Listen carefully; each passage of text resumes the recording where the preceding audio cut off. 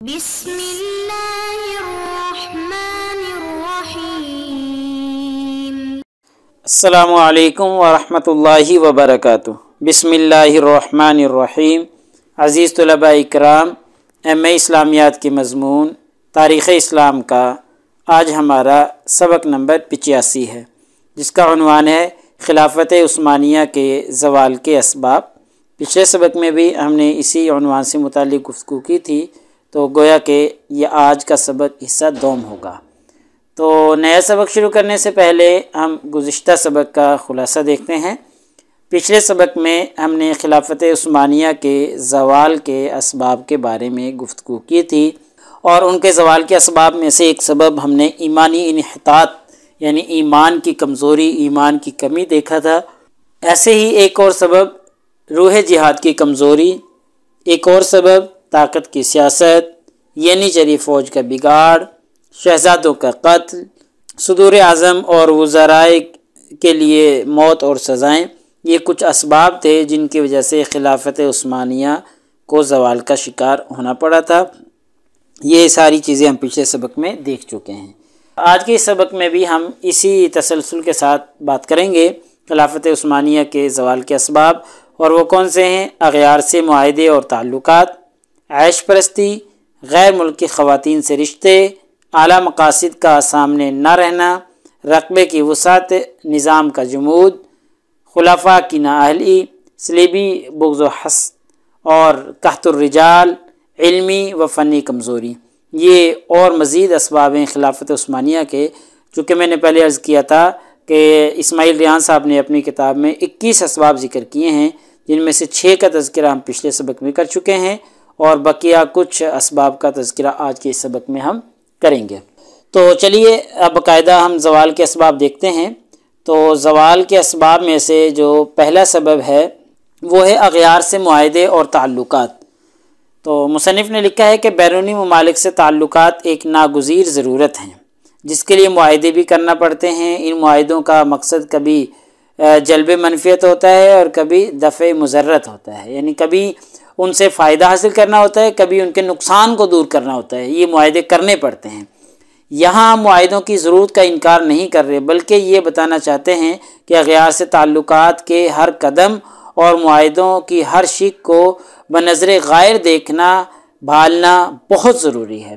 یعنی جو معاہدہ کیا جا رہا ہے اس کی ہر شق کو غور سے دیکھا جائے کہ اس میں ہمارا فائدہ ہے نقصان ہے۔ تو انہیں سطحی نگاہ سے دیکھنا اور وقتی منفیت یا وقتی دفع مضرت سے آگے نہ سوچنا بعض اوقات بھیانک نقصانات کا باعث ہوتا ہے۔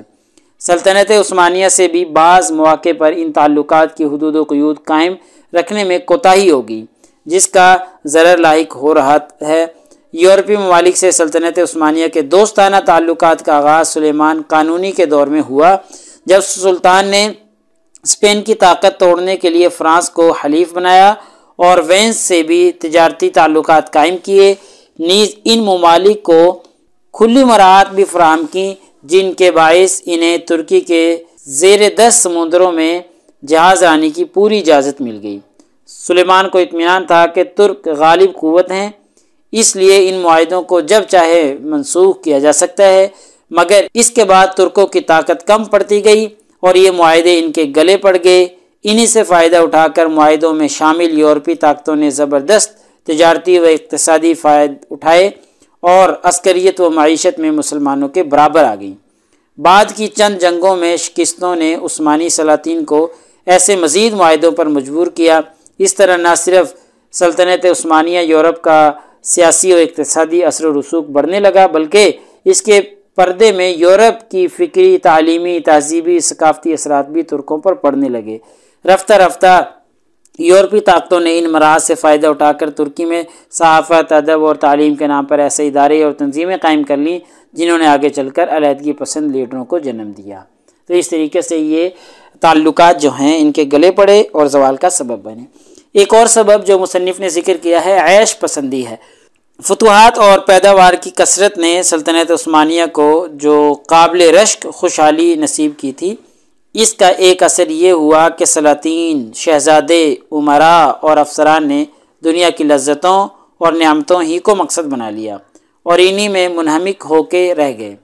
ان کے سامنے جینے کا کوئی اعلیٰ مقصد نہ رہا۔ سلیمان قانونی نے اپنے دور میں سخت کوشی، جہادی اسفار، سادگی اور جفا کشی کی روایت کو زندہ رکھا، مگر اسی نے ینیچری فوج کا وہ ضابطہ تبدیل کر دیا جس کے تحت اسے صرف سلطان اپنے ساتھ مہمات میں لے کر جا سکتا ہے۔ سلیمان قانونی نے افسران کو یہ اختیار دے دیا کہ وہ ینیچری کی قیادت کر سکتے ہیں۔ اس کے بعد نہ صرف سلاطین کا جہاد کے لیے نکلنا بند ہو گیا بلکہ انہیں محل کی آسائشوں اور عیش و تفریح سے لطف اٹھانے کا پورا موقع مل گیا۔ اس تبدیلی نے آرام پسند خلفاء کو جنم دیا جس کا نتیجہ سلطنت کے ضعف کی شکل میں ظاہر ہوا۔ تو چونکہ وہ جنگوں پر جہادوں میں جاتے نہیں، عیش پرست بن گئے، جس کی وجہ سے سلطنت عثمانیہ کو زوال کا شکار ہونا پڑا۔ ایسے ہی ایک اور سبب جو کہ مصنف نے ذکر کیا ہے، غیر ملکی خواتین سے رشتے ہیں۔ مصنف نے ذکر کیا ہے، اس میں عرض کر دیتا ہوں جس کا خلاصہ کہ نصرانی اور یہودی عورتوں سے شریعت میں نکاح کرنا جائز تو ہے، لیکن ہاں کچھ شرائط، کچھ احتیاط ضروری ہوتی ہیں، ان احتیاط کو سامنے رکھ کے نکاح کیا جا سکتا ہے۔ ان میں ایک احتیاط یہ بھی ہے کہ یہ دیکھا جائے کہ یہ عورتیں اولاد کو بے دینی کی طرف تو نہیں لے جائیں گی، اور حکمران ہیں تو ان کو یہ خیال رکھنا چاہیے کہ کہیں یہ عورتیں سلطنت کے امور پر تو اثر انداز نہیں ہوں گی، یا سلطنت کے جو راز ہیں وہ غیروں تک تو نہیں پہنچائیں گی، یا رازوں کو فاش تو نہیں کریں گی، یا حکمرانوں کو یہ دیکھ لینا چاہیے کہ کہیں یہ غیر ملکی ایجنڈے کے تحت تو بادشاہ کے حرم میں داخل نہیں کی جا رہی۔ تو ان احتیاط کے ساتھ نکاح کرنا جائز ہے۔ تو جو عثمانی سلاطین تھے انہوں نے یورپ اور روس کی متعدد نصرانی اور یہودی خواتین سے شادی کر لی تھیں۔ کبھی اس کے پیچھے کوئی سیاسی مصلحت کار فرما ہوتی اور کبھی کوئی مصلحت کار فرما ہوتی۔ تو اس طریقے سے انہی خواتین نے سلطنت عثمانیہ کو زوال پذیر کرنے میں اہم کردار ادا کیا۔ یہ اپنی قوم سے، اپنی برادری سے تعلقات قائم رکھتی تھیں اور جو سلطنت کے راز ہوتے تھے وہ ان تک پہنچاتی رہتی تھی، جس کی وجہ سے پھر سلطنت کو زوال کا شکار ہونا پڑا۔ ایسے ہی ایک سبب جو کہ مصنف نے ذکر کیا ہے وہ ہے اعلیٰ مقاصد کا سامنے نہ رہنا۔ سلیمان القانونی کے دور میں بنو عثمان اس عروج پر پہنچ گئے تھے کہ ان کے سامنے اب کوئی اور چوٹی نہیں رہی تھی جو ان کی ہمت کو للکارتی۔ قسطنطنیہ فتح کر لیا گیا تھا، صفیوں کو سبق دیا جا چکا تھا، اسپین کا غرور توڑ دیا گیا تھا، ان کا مد مقابل اب کوئی نہ تھا۔ ایسے میں عثمانی سلاطین نے خود کو فارغ سمجھا اور ان مشاغل میں لگ گئے جو فارغ الوقتی کے لیے ہوتے ہیں۔ ان پر کوئی فکر سوار نہ تھی جو انہیں مستقبل کے کسی منصوبہ بندی کے لیے آمادہ کرتی۔ جب اعلیٰ مقصد ہی کوئی نہ رہا، پھر عیش پرست بن گئے، محلوں میں قید ہو کے رہ گئے، آگے کی کوئی فکر نہیں۔ جب ایک نسل میں فکر نہیں تو آگے والی نسل میں کیسے آ سکتی ہے؟ تو پھر آہستہ آہستہ یہ بھی اعلیٰ مقصد کا سامنے نہ ہونا بھی ان کے زوال کا سبب بنا تھا۔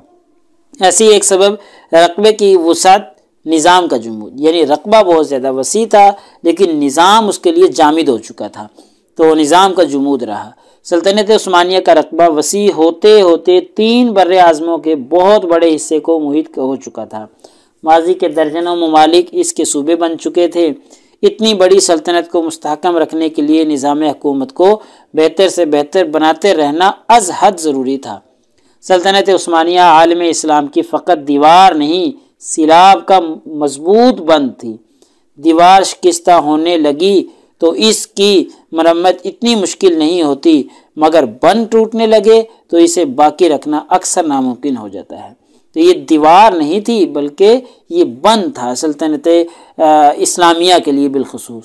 تو دیوار ہوتی تو ٹوٹنے لگتی تو اس کو قائم کیا جا سکتا تھا، مرمت کیا جا سکتا تھا، لیکن بند ٹوٹنے لگ جائے تو اس کو باندھنا مشکل ہو جاتا ہے۔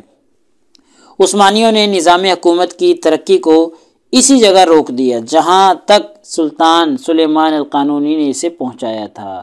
اس کے بعد یعنی جو قوانین اس نے نافذ کیے تھے بس وہیں تک تھے اور اس کے بعد بڑھایا نہیں، حالانکہ وقت کے ساتھ ساتھ ان میں جدید اصلاحات کی سخت ضرورت تھی۔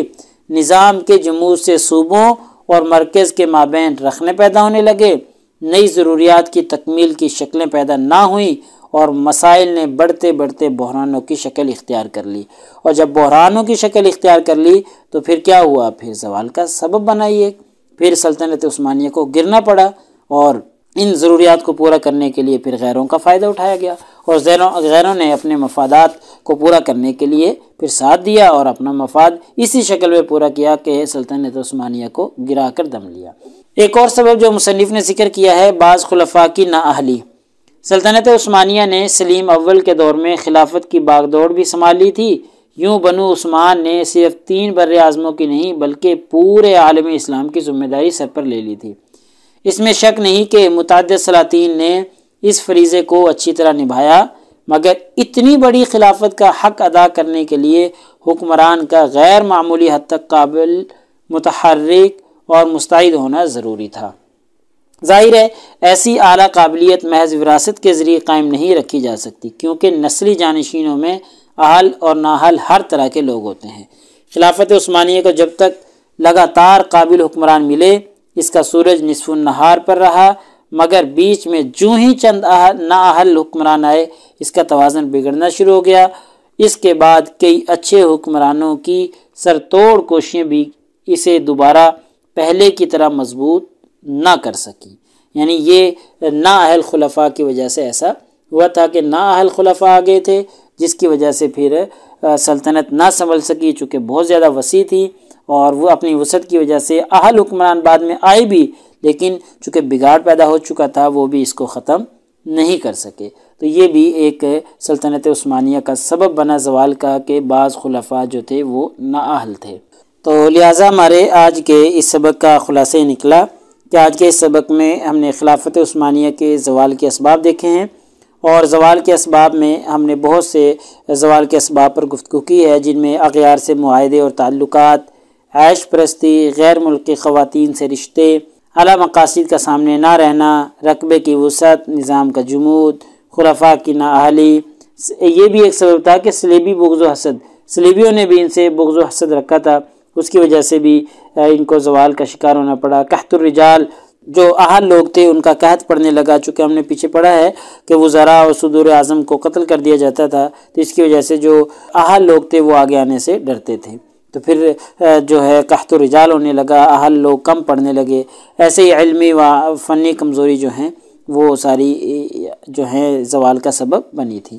تو پیپر میں پوچھے جانے والے سوالات سے متعلق اگر ہم گفتگو کریں تو یہی سوال پچھلے سبق میں بھی ہم نے پڑھا تھا کہ سلطنت عثمانیہ کے زوال کے اسباب تحریر کریں۔ تو الحمدللہ ثم الحمدللہ آج ہمارا جو ہے تاریخ اسلام کا پیپر پورا ہو چکا ہے، اور اس کا سارا سلیبس الحمدللہ ہم نے کور کر لیا ہے، مکمل کر لیا ہے۔ اور باقی تفصیلات کے لیے میں بار بار کہتا ہوں، درمیان میں بھی کہتا رہتا ہوں کہ آپ کتب سے استفادہ کریں۔ یہ تو صرف آپ کو ایک جہت سمجھا دی گئی ہے کہ اس طریقے سے کام ہوتا ہے اور اس طریقے سے مطالعہ کیا جاتا ہے، اب اس کے مطابق اب آپ کتب کا زیادہ سے زیادہ مطالعہ کریں۔ جب بالفرض ہم نے یہ سلطنت عثمانیہ کے زوال کے اسباب پڑھے ہیں، تو اب صرف یہی نہیں ہے، اور بھی ہیں، اور مختلف کتابوں میں آپ کو مختلف ملیں گے۔ تو بس یہ تو ایک مختصر سا تعارف کروایا گیا ہے کہ زوال کے اسباب یہ ہیں، باقی تفصیلات آپ دیکھیں کہ کون کون سے واقعات ہیں جن کی وجہ سے زوال پذیر ہونا پڑا ہے، کون کون سے بادشاہ ہیں جنہوں نے زوال کو روکنے کی کوشش کی ہے۔ یہ ساری تفصیلات آپ کتابوں سے پڑھ سکتے ہیں، استفادہ کر سکتے ہیں۔ تو یہ آپ کو ایک راستہ دکھلایا گیا ہے، راستے پہ چلنا آپ نے خود ہے۔ تو جزاکم اللہ خیر، السلام علیکم ورحمۃ اللہ وبرکاتہ۔ اللہ پاک آپ سب لوگوں کا حامی و ناصر ہو۔ اللہ تعالیٰ آپ سب لوگوں کو کامیابیاں اور ترقیاں نصیب فرمائے، اور ہماری اس محنت کو اللہ تعالیٰ قبول فرمائے۔